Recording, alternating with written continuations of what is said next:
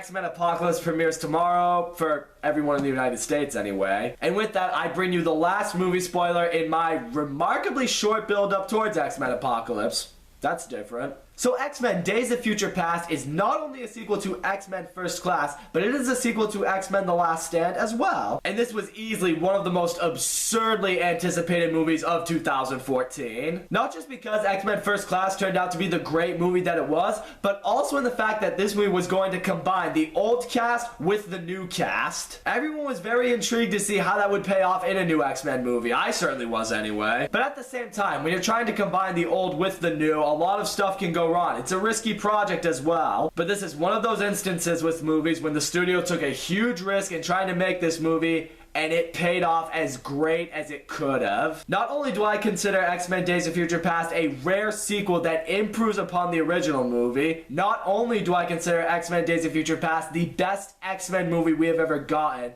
but I truly think this is one of the best superhero movies we have ever had. I love everything about this movie. It was one of my favorite movies of 2014. I wasn't doing YouTube in 2014, but now that I am, I can finally talk about it with you guys. So X-Men Days of Future Past starts off in the future, and well, it's pretty awful. I mean, it's just a really dark, grim, and desolate place. So many people are dead, and that is because the world is now run by these giant robots called Sentinels. And these things are specifically programmed to hunt down wherever there might be mutants and destroy them. But by this point in the future, the Sentinels have also been programmed to target anyone who may eventually develop a mutant child. So as a result, anyone who is a mutant or could potentially give birth to a mutant, they were all killed by the Sentinels. And the opening scene in this movie is just a really awesome action scene. It's a big fight between this group of Sentinels and this band of mutants. You got Kitty Pryde, Colossus, Sunspot, Iceman, Bishop. It's a really exciting fight scene, but what I also loved about it is it immediately shows just how powerful the Sentinels are, because these things have the capability to adapt to any mutant power and then use it against the mutants. This leads to a lot of the X-Men getting killed, but before they can kill Kitty Pryde and Bishop, Kitty Pryde was able to send Bishop's consciousness back into his younger body to warn everyone of the Sentinel attack, and they could all avoid it. So because of that, all these mutants, they're still alive, and they now meet up with Wolverine, Storm, Professor X, and Magneto. Because Professor X and Magneto, they feel they have one last shot to defeat the Sentinels once and for all. And that's to have Kitty Pryde send Professor X's consciousness back into the 1970s, where there he will stop Mystique from murdering Dr. Trask, the creator of the Sentinels. Because once Mystique killed Trask, the world now begun to saw the mutants as extremely dangerous beings. This allowed Trask's Sentinel project to be approved, and after Mystique was captured, they used her cells and her powers to make the Sentinels capable of adapting to mutant powers. Unfortunately, Kitty Pryde tells Professor X that she's only capable of sending someone back maybe a month at the most. That kind of trip could kill Professor X. However, Wolverine steps in and he volunteers to go back in Professor X's place because he's the only one who can physically make the trip. So they prepare to send Wolverine back, but Kitty Pryde also warns him that he needs to make sure this plan works as quickly as possible. Because this time, if the Sentinels find them, which they eventually will, they won't be able to run from the Sentinels. The Sentinels will kill them there. And if they kill them there before Wolverine can fix everything in the past, then it's over. So Wolverine wakes up in 1973, and now he makes his way towards the X Mansion to reunite with Professor X. And you see Hank open the door, and you discover that he's not the Beast anymore. He's just Hank now. And to throw us for another curveball, we see Charles Xavier walking. And it's in this moment, you just see how much of a broken man Charles Xavier is right now. Because in this moment, Wolverine tries to tell him about what happens in the future, and he just seems like he doesn't give a shit. It's even one moment, he looks at Wolverine and he says, "Hey, I remember you. Yeah, we approached you looking for your help, and I'm gonna tell you what you told us. Fuck off." And Hank now tells Wolverine that the serum that Hank uses to keep himself from turning into the Beast, he also gave it to Charles so that he could walk, but as a result, it took away his telepathic powers. He mentions how the loss of Magneto and Mystique, it really took a toll on him, and now he's just become such a broken man. But eventually, Charles does agree to go along with Wolverine to stop Mystique, but they also know they need to break Magneto out of the Pentagon. However, they know they might need a little help doing that, so who do they go to recruit? They go to get the super fast mutant, and that's Quicksilver. Now, Quicksilver, I'm gonna say it right now, this dude is just awesome. I mean, the dude is just reckless, he's funny as hell, he's just a big practical joker, which makes perfect sense. I mean, if I had super speed, I would mess with people. But what's great is they just ask him, it's like, "Hey, do you want to help us break into the Pentagon?" And he's like, Sure. And what's great about this scene is Quicksilver, he basically breaks Magneto out of his cell all by himself. But then him, Eric, Charles, and Wolverine, they all get cornered by the security guards. And then comes what was easily one of the best scenes in the whole movie. Some would say it is the best scene in the whole movie. Just as the guards all shoot at the mutants, Quicksilver just starts going into super speed mode. But we see it from his point of speed, and he's just playing music and just running along the walls, and everything's just like frozen. And he's just making one of the guards punch himself. He's making two other guys just hit each other in the head with their guns. And then he just comes back and he just moves all of the bullets out of everyone's way. And then once everything returns to normal speed, the kitchen is just basically all...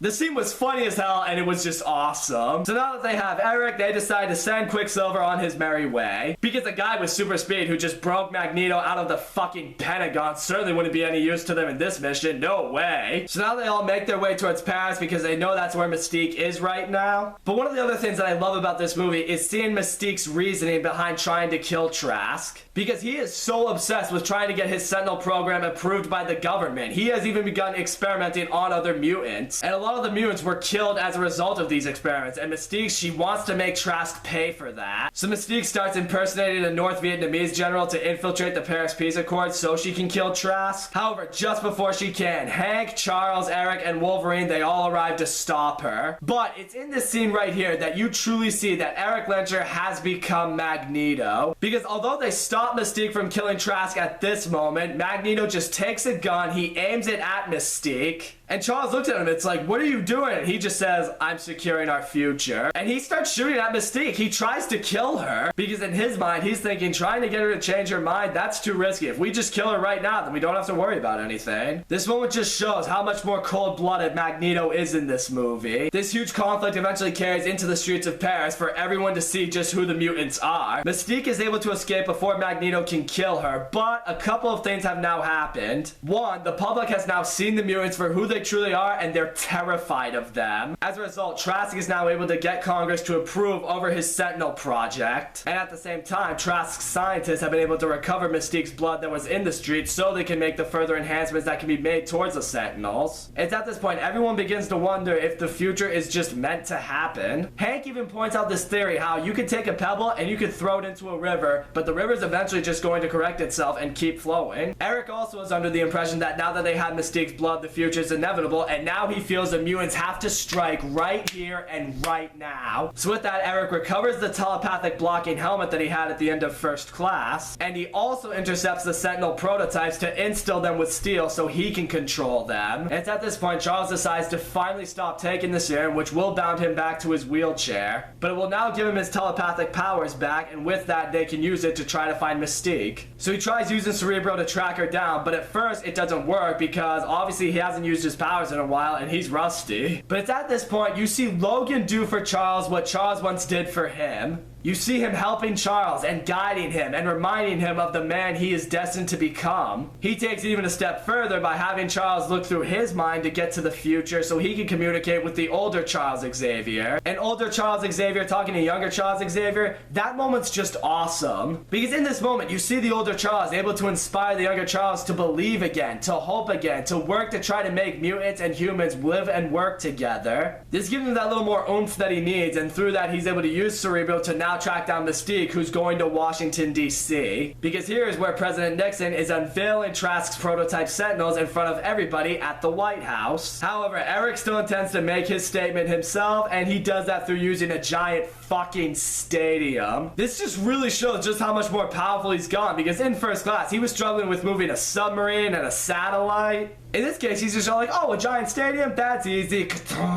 And then he just arrives and he just puts the stadium right in front of the White House, so it's basically barricading everyone that's in there. And from there, Eric starts controlling the Sentinels to attack everyone that's there, because he can do that now because of the metal he laced into them. You see all this happening, it's just like, oh man, can this get any worse? Well, it's about to for the people in the future, because in the future, the Sentinels have now found where the X-Men are hiding, and they're gonna stop at nothing to destroy every last one of them. them. And I really love this final battle between the mutants and the Sentinels, not just because of how high the stakes are, but because you truly see the guts in the mutants going up against the Sentinels. They know they're not strong enough to beat the Sentinels. They know they are probably going to get killed trying to face them, but they know this is all about making sure that Wolverine can correct the past. They know they have to hold the line and give him more time to do that. It's epic, it's badass, it leaves you on the edge of your seat because now you really start to wonder if they're going to be able to do this. I mean, in the future, you see all these mutants getting killed by the Sentinels, and in the past, you see that Mystique is still trying to go after Trask, and it leaves you sitting there, it's like, oh no, they're not going to be able to do it, what's going to happen? It's at this point, Professor X and Magneto, they start to look at each other and they think, this is it. It's over. I don't know if this is gonna work. And back in 1973, Magneto reveals that he intends to execute the president right here and right now to show the world just how powerful mutants are and that the world is right to fear them. However, Mystique is able to stop him from doing that, which ultimately does save the president. However, she still intends to kill Trask, but in this moment, Charles is able to use his telepathic powers to talk to her again. And in this moment, Mystique decides to show the world that not all mutants do intend to kill people, and with that, she decides to spare Trask, which in the future shows happened in just the nick of time, because had it gone on just a second longer, the Sentinels probably would have killed Kitty Pryde, Wolverine, Professor X, and Magneto. So in 1973, Mystique and Magneto, they both escape, but because Mystique saved the president's life, the president decides to stop funding the Sentinel program. So with that, the Sentinel program is now shut down, and Wolverine eventually does wake up in the future. And in the future, Logan finds himself in the X Mansion, and he sees that all of the mutants that have died along the way, they're still alive. And it's not just those that were in X-Men Days of Future Past, but it's those who died in previous X-Men movies, like Cyclops and Jean Grey. Because now, because the past was altered in such a way, this means that all of the previous X-Men movies that happened, X-Men 1, X-Men 2,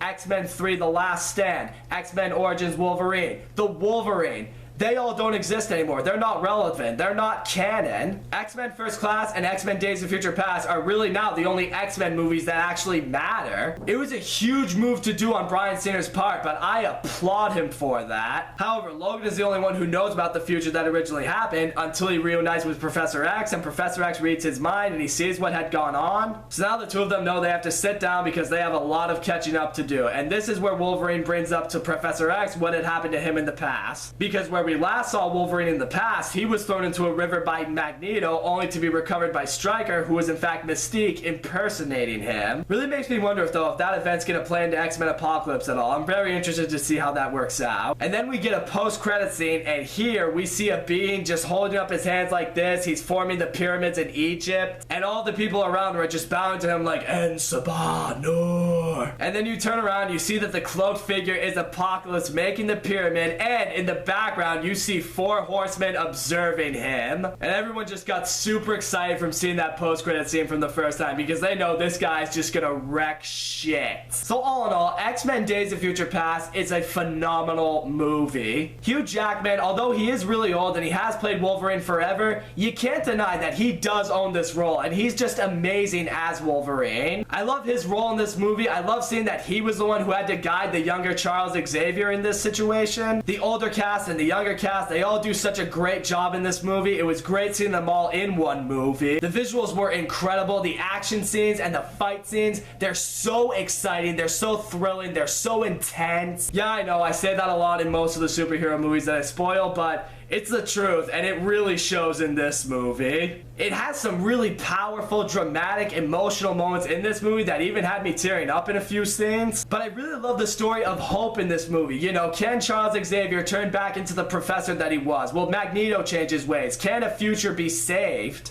It brought a lot more depth into this movie than I thought there would be. And in the end, I truly do believe that X-Men Days of Future Past is one of the best superhero movies that's ever been made. And with that, I've done my spoilers for First Class and Days of Future Past. Now we are on to the Apocalypse. Like I said, X-Men Apocalypse premieres tomorrow night. I'll be going to see it then, and then I'll hopefully get a spoiler uploaded within the next few days after that. I've heard a lot of mixed opinions about it, but I'm very interested to see it for myself, and I can't wait to give you guys my own thoughts on it. So that's all I gotta say, guys. Thank you so much for watching my video. Don't forget to leave a comment, like, subscribe, and I will see you all next time.